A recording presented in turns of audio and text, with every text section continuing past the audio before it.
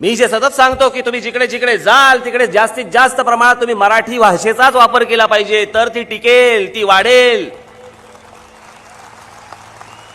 अहो, ही भाषा हेच आपलं अस्तित्व आहे. अन्न वस्त्र निवारा ही जितकी महत्वाची गोष्ट असते, तितकीच भाषा, अस्मिता या देखील तितक्याच महत्वाच्या गोष्टी आहेत. राज ठाकरे मराठीमध्ये बोलला की लगेच देश तुटायला लागतो.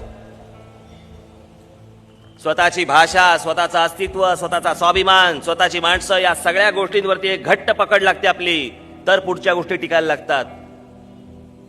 ही महाराष्ट्राची सगळी अधोगती आपण ज्यावेळेला बघतो, काय पुढच्या पिढ्यांना आपण उत्तर देणार आहोत?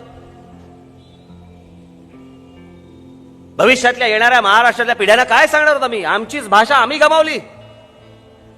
ज्या भाषेवरती आमच्या ज्ञानेश्वरांपासून कुसुमाग्रजांपर्यंत अनेक कवींनी, अनेक साहित्यिकांनी जे संस्कार केले, जी मोठी केली भाषा, तीच भाषा आम्ही इतरांना काहीतरी समजावं म्हणून आम्हीच सोडून दिली, आम्हीच घालून बसलो ती भाषा.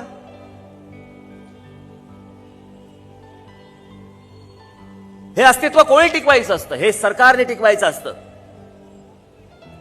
राज्यकर्त्यांनी या गोष्टी करायच्या असतात. पण आमच्याकडच्या राज्यकर्त्यांना आहे कुठे कणा? आला असाल बाहेरच्या प्रांतातनं, राहायचं असेल महाराष्ट्रामध्ये, तर मराठी संस्कृतीप्रमाणे राहिलं पाहिजे, मराठी माणसाच्या आदेशाप्रमाणेच तुम्हाला इथे राहिलं पाहिजे.